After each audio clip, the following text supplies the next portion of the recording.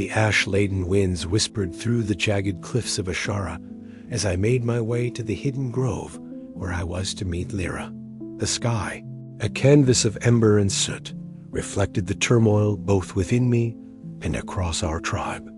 For too long, suspicion had shadowed my every step, my bond with the rare sky serpent a double-edged sword, both a marvel and a curse. Yet the time for hesitation had passed. I needed all eyes, and more than that, I needed to prove that the fire inside me could forge unity where there was only fracture. Lyra was waiting, her sharp green eyes gleaming beneath the braided ash-gray streaks in her hair. The flickering light from a small fire cast dancing shadows across her determined face. "Kaelin," she greeted softly, her voice a steady anchor amidst the chaos. "The tribe is restless." The elders whisper, but the younger riders look to you with something like hope. I nodded, settling beside her as the heat from the embers warmed our chilled skin. "It's not enough," I admitted. "They fear what I represent, a rare bond with a serpent no one understands. They see me as a threat, or worse, an ill omen." Lyra's smile was fierce, a spark that refused to be extinguished. "Then we give them a reason to believe. Together." Our plans took shape beneath the smoky sky alliances to be sought among the tribe's factions, old grudges to be set aside, and most urgently, the shadow of a deeper threat looming over us all. Mira, my sister, had been taken by Ember Fang scouts. The thought clawed at my chest, a fire hotter than any volcanic flame. I could not, would not, let fear chain me this time.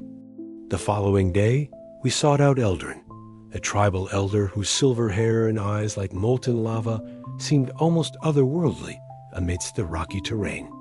In the council chamber, a cavernous hollow etched with ancient serpent carvings, Eldrin listened intently as we laid bare our concerns and hopes. "The serpents have always been more than mounts," Eldrin intoned, his voice resonant and grave. "They are the bridge between fire and flight, between our ancestors and our future. Your bond, Kaelin, is no accident. It is a sign. But signs require interpretation, and trust requires time." He spoke of ancient pacts, of tribes once united by shared reverence for the sky serpents and the volcanic lands that birthed them. "Old wounds can heal," he said, "if the flame is tended with care." Inspired, Lyra and I took our message to the tribe. Standing before a gathering that crackled with tension, I felt the weight of countless eyes, some wary, some curious, others outright hostile. The rare serpent coiled silently behind me, its massive form a living testament to what was possible. "We face a storm," I began, voice steady despite the pounding in my chest. "Ember Fang grows bolder, their hatred for us fueled by fear and ambition. But we are not broken. We are the Sky Serpent Riders, born of ash and flame. We can rise together or fall divided. I ask you to stand with me, not because I am worthy now, but because we can be worthy together." Murmurs rippled through the crowd. Some elders exchanged skeptical glances, but others, especially younger riders, nodded with renewed spirit. Lyra stepped forward, her words sharp and heartfelt, rallying those who had long awaited a beacon of hope. Yet beneath the swelling support lay the unyielding reality. Mira was still captive, and time was a luxury we could ill afford. The decision was unanimous: a rescue mission would be mounted at dawn. I would lead it, flanked by Lyra and a small band of trusted riders. As the volcanic night deepened, I prepared for the flight ahead. The rare serpent scales shimmered faintly in the moonlight, its steady breathing a balm to my restless thoughts. The air was thick with ash and anticipation, every sense heightened. This was no longer just about survival. It was about reclaiming our future. I whispered to my serpent, my voice low and soothing. "We fly not just for me, but for all of us. For Myra, for Ashara." The fire within me burned brighter than ever, a fierce courage forged in the crucible of exile and hope. The path ahead was perilous, the skies uncertain, but for the first time, I felt the weight of belonging settling firmly upon my shoulders, an ember glowing steadily in the heart of Ashara. And so, beneath a sky heavy with ash and promise, we took flight toward the unknown, ready to face whatever storms awaited beyond the smoke. The first pale light of dawn was just beginning to bleed through the thick ash clouds that perpetually hung over Ashara's volcanic peaks, casting a ghostly orange glow across the jagged landscape. My rare serpent, whose scales shimmered like molten bronze in the dim light, flexed its great wings with a power that made the air itself tremble. Beside me, Lyra's serpent coiled and uncoiled, muscles taut and ready. We were perched on the edge of the Sky Serpent Rider's territory, staring down the dangerous expanse where Emberfang scouts had taken my sister, Mira. The mission ahead was perilous, but there was no hesitation. The fire in my gut flared hotter than the volcano's breath. I was no longer the outcast I once was. I was a brother, a rider, and I had to bring Myra home. Ready. Lyra's voice was low but steady, a beacon in the thick, smoky air. I nodded, swallowing the knot of fear that had settled in my throat. Let's bring her back. Our serpents leapt into the sky in a thunderous rush of wind and beating wings, slicing through the ash-laden air. The world below seemed to blur into a tapestry of fire and shadow. Rivers of molten lava snaked between charred trees, and clouds of ash swirled like restless spirits. The smell of sulfur and smoke filled my senses, biting at my lungs, but I pushed it aside. Every beat of my serpent's wings was a drum of defiance against the doom surrounding us. As we approached the Emberfang territory, the tension ramped up. Scouts on smaller serpents darted like hawks below us, their fiery red eyes glinting through the haze. I could hear the faint crackle of burning embers and distant shouts carried on the wind. My heart hammered, but I refused to falter. Keep low and stay sharp, Lyra warned, her serpent weaving expertly through the shifting currents of hot air and ash. They'll be expecting us. I adjusted my grip, feeling the rare serpent respond beneath me, its scales warm against my skin. The bond we shared pulsed like a living thing, steadying me. I could feel its fierce intelligence and trust, and that gave me strength. We spotted Myra soon after, huddled in a crude Emberfang encampment, nestled in a rocky outcrop beneath the volcano's shadow. Her wide eyes locked onto me, a mixture of fear and hope shining through tears. Relief surged through me, but there was no time to waste. With a fierce cry, Lyra signaled, and we swooped down in a blur of wings and fire. The Emberfang warriors scrambled, but we were already on the move, Mira safe between us. The return flight was a gauntlet. Volcanic debris rained down around us, and the air grew thick with choking smoke. My serpent's powerful wings beat steadily, cutting a path through the chaos, the roar of the erupting mountain a relentless threat at our backs. Mira clung to me tightly, her small hands gripping my armor as if refusing to let go. "You're safe now," I whispered, more to myself than to her, feeling the fierce surge of protectiveness that had fueled every moment of this flight. When we finally broke free from the tempest, the familiar sight of our tribal lands stretched out beneath us, bathed in the morning sun that pierced the ash clouds. The tribe's cheers rose up to meet us, a chorus of hope and welcome that filled my heart with a warmth stronger than any fire. That day, I realized that courage wasn't the absence of fear, but the choice to face it head on. And as my serpent and I landed, the weight of my past shame lifted, replaced by the unshakable bond of family, friendship, and the unyielding spirit of flight. But the skies of Ashara were still heavy with threats, and the Emberfang's fury had only just begun to awaken. I knew our journey was far from over.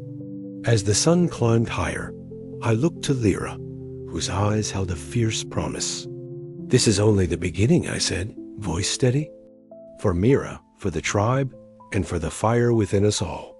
And with that, The dance of serpents above Ashara continued, a story of courage and defiance written against the fiery canvas of the volcanic sky. The fire crackled low, casting erratic shadows across the worn stones of the tribal meeting circle. Eldrin's silver hair caught the flickering light, his eyes glowing faintly like molten lava as he unfurled an ancient scroll. The aged parchment was etched with serpentine glyphs, worn but still vibrant with the power of forgotten generations. Around the circle, the tribe's elders leaned forward in silence, their faces etched with a mixture of curiosity and unease. Kalen sat beside Lyra, the tightness in his chest growing heavier with every word Eldrin spoke. "This," Eldrin began, his voice low and steady, "is the lore of the flame serpents. It is older than any living memory, passed down from the first riders who tamed the skies over Ashara." He traced a finger along the glyphs, each symbol seeming to pulse faintly in the firelight. "The serpent you have bonded with, Kalen, is not merely rare. It is one of the last of the flame-burned serpents, believed to hold the power of the volcano's heart itself." Murmurs swept through the circle. Some elders exchanged worried glances, while others stared at Kalen with newfound awe. The flame-burn were said to be creatures of immense power and unpredictable nature, capable of igniting both destruction and renewal. To bond with one was to inherit a legacy fraught with peril and promise. "The flame-burned serpents," Eldrin continued, "were once the arbiters of balance between tribes, their riders champions of unity and courage. But their power was feared, and many fell in the wars that followed. To possess such a bond now could shift the scales of power once more." Kalen's mind whirled. The weight of Eldrin's revelation settled over him like ash on the wind. His rare serpent was more than a companion. It was a symbol, a weapon, and a beacon. But with that came the heavy price of expectation and fear. Later, alone at the cliff's edge, overlooking the endless expanse of volcanic peaks and smoky skies, Kalen breathed in the sulfur-tinged air. The distant rumble of the volcano was a constant reminder of the world's volatile nature, mirroring the turmoil within his heart. He clenched his fists, the memory of his childhood fall still a shadow at the edges of his thoughts. Could he rise above his past and fulfill the promise Eldrin spoke of? Back at the tribe, tension simmered beneath the surface. The council chamber was thick with whispered doubts and veiled accusations. Some elders viewed Kellen's bond with suspicion, fearing the flame that might consume them all. Others saw hope in his courage, a chance to reclaim lost unity. Lyra stood unwaveringly at Kalen's side, her sharp green eyes scanning the gathered elders. "He carries not just a serpent," she said quietly but firmly, "but the future of our tribe."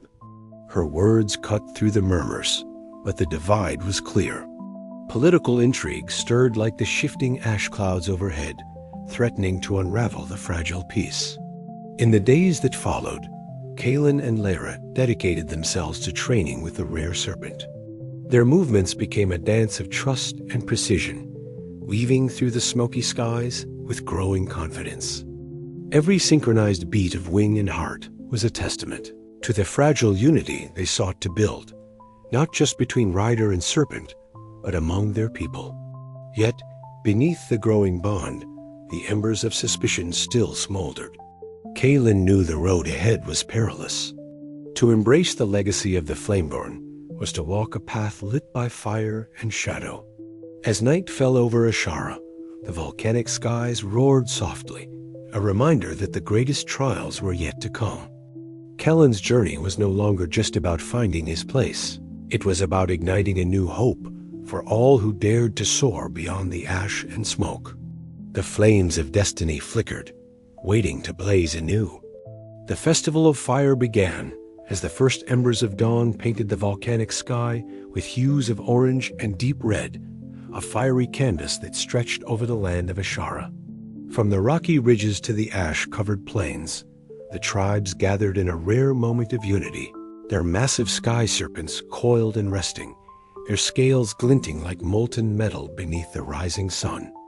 The air was thick with anticipation and the scent of burning pine and sulfur, a heady mix that stirred the spirits of all who breathed it. I stood at the edge of the great circle, where the festival's heart beat strongest, my eyes tracing the flickering flames that danced atop the stone pyres. The drums began a deep, steady thrum that pulsed through the ground and echoed in my chest. Around me, the Sky Serpent riders and allied clans adorned themselves in ceremonial garb, feathers and scales woven into intricate patterns, their faces painted with ash and vibrant reds that mirrored the volcanic fire itself. Despite the celebration, a knot of unease twisted in my stomach. The rare Sky Serpent curled beside me, its great eyes reflecting the fiery spectacle, but even its calm presence could not dispel the shadows that lingered at the edges of my mind. Whispers of Emberfang spies infiltrating the festival had reached my ears, and the memory of past betrayals made my grip tighten on the serpent's scaled neck. Lyra appeared beside me, her sharp green eyes bright with excitement, yet clouded with concern. "Kaelin," she murmured, brushing a loose strand of ash-gray hair from her face, "the Emberfang will not let this festival pass without blood. We must be ready." I nodded, my gaze scanning the throng of revelers. Among the laughter and music, I could sense the subtle movements of those who did not belong. Torrin's figure slipped through the crowd like a shadow, his presence a stark reminder of the threats lurking beneath the festival's vibrant surface. As the sun climbed higher, the tribes engaged in ancient rituals honoring the fire that both destroyed and gave life. I took part reluctantly, reciting the words Eldrin had taught me, feeling the weight of my tribe's expectations press upon my shoulders. The elder's voice echoed in my memory, his warnings about balance and the cost of power resonated more deeply with each passing moment. Later, the festival's energy shifted. Lyra's urgent call shattered the festive atmosphere. She had been ambushed in the ash-laden woods by Emberfang scouts. The narrow escape she made, breathless and shaken, revealed the enemy's boldness and growing desperation. Her presence at the festival was no accident. It was a calculated strike meant to weaken us from within. The revelation ignited a fire within me that rivaled the molten rivers beneath our feet. No longer could I stand on the sidelines, doubting my place or abilities. The festival's flames mirrored the courage I would need to face the darkness closing in on us. As night fell, the sky above Ashara blazed with fireworks and the wild dances of serpents taking to the air in celebration. Yet beneath the surface of jubilation, I prepared. The Emberfang's aggression was a spark that threatened to ignite a war, and I was determined to be the flame that defended my people. The festival was far from over, and the true battle was just beginning. With Lyra and Eldrin by my side, I resolved to meet the coming storm head-on. The fiery skies bore witness to the birth of a new courage one, forged in the heat of fear and the promise of flight. I took a deep breath, the hot volcanic wind filling my lungs, and whispered to my rare serpent, "Together, we will rise beyond the ash and smoke." And so, under the blazing skies of Ashara, the festival of fire became the crucible where my fate and that of my tribe would be forever changed. The festival of fire had always been a spectacle of awe, a time when the skies above Ashara blazed brighter than the rivers of molten lava flowing beneath the volcanic peaks. Tonight, the air was thick with the scent of sulfur and smoke, the crackle of bonfires mingling with the distant rumble of the restless earth. Villagers and riders alike gathered at the high cliffs overlooking the valley, their faces illuminated by the flickering glow of countless torches and lanterns. The atmosphere was electric, charged with anticipation and the hope of renewal that the festival symbolized each year. As Kaelin stood beside his rare serpent, their bond humming with a quiet intensity, his gaze swept across the gathered tribe. The elders watched from the stone circle, their faces taut with a mixture of pride and lingering doubt. Lyra was near him, her sharp green eyes reflecting the fiery display as she whispered words of encouragement. Despite the warmth of the celebration, Kellen's heart beat with an undercurrent of unease. The warnings from Eldrin had been clear. The Ember Fang were restless, their shadows already creeping into the edges of their world. Without warning, a sudden roar split the night. The crowd's attention snapped upward as dark shapes tore through the smoky sky. The silhouettes of Ember Fang's serpents cutting across the volcanic glow like harbingers of doom. They came swift and fierce, their riders clad in blackened armor, eyes burning with a ruthless hunger. The surprise attack shattered the festival's joyous veneer, plunging the skies into chaos. To arms! Kellen's voice rose above the clamor, steady and commanding. Without hesitation, he vaulted onto the rare serpent's back, feeling the powerful muscles ripple beneath him. The serpent's scales shimmered with an otherworldly light, reflecting the fiery eruption below and the storm of battle awakening above. Around him, other riders scrambled to mount their serpents, the air thick with the cries of alarm and the clash of steel. Kellen's mind raced, every instinct honed by years of isolation and silent observation, now thrust into the crucible of war. He guided the serpent through swirls of ash and embers, dodging blasts of fire from Emberfang riders. The rare serpent responded to his every thought, a seamless extension of his will, its fiery breath scorching the air and scattering enemies like leaves before a storm. The battle was a tempest of fire and fury, serpents twisting and diving in deadly arcs, the sky a canvas of flashing claws and glowing eyes. Beside him, Lyra's voice cut through the din, sharp and unwavering. Flank to the east. Watch the scouts. Their movements were a dance of precision and trust, a testament to years of shared history and unspoken understanding. Kalen felt a surge of courage swell within him, the flame of his spirit ignited not just by the heat of battle, but by the bond forged through hardship and hope. Yet, amidst the fury, danger loomed closer. From the shadows emerged Varric, the Ember Fang leader, his towering form silhouetted against the molten horizon.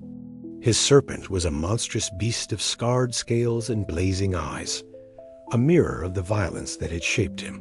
Kellen's heart tightened as their paths converged high above the glowing lava flows, the world below reduced to rivers of fire and ash. The duel was fierce and unyielding. Flames licked the edges of their serpent's wings, sparks flying as claws clashed and teeth snapped in the smoky air. Kellen's rare serpent unleashed bursts of searing fire, illuminating the darkened sky with a fierce radiance that pushed back the shadows. The struggle was more than physical. It was a battle of wills, of courage tested and fears faced. As the fight raged, Kalen found strength in the memories of his past, the sting of exile, the warmth of Lyra's friendship, Eldrin's cryptic wisdom. Each breath, each beat of his serpent's wings was a defiance against the darkness, threatening to consume them all.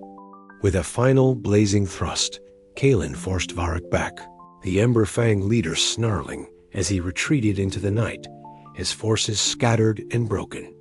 The skies quieted, but the echoes of battle lingered like smoke on the wind. The tribe rallied around Kalen, their doubts beginning to wane in the glow of his courage and the rare serpent's light. Yet the cost was clear. His victory was but a prelude to the greater trials yet to come. As embers drifted down from the scarred heavens, Kalen knew the true test of his leadership, and his bond had only just begun. This is not the end. Aldrin's voice rumbled beside him, calm amidst the aftermath. It is the spark from which all fires grow. Kalen met Lyra's steady gaze, a silent promise passing between them. The festival's flames still burned, but now they carried the weight of a new dawn at dawn, where courage soared on wings of fire, and the skies of Ashara were theirs to reclaim. The night held its breath, waiting for the next move in a game where the stakes were life, loyalty, and the very soul of the sky itself. And Kalen was ready to lead the charge into whatever storm awaited.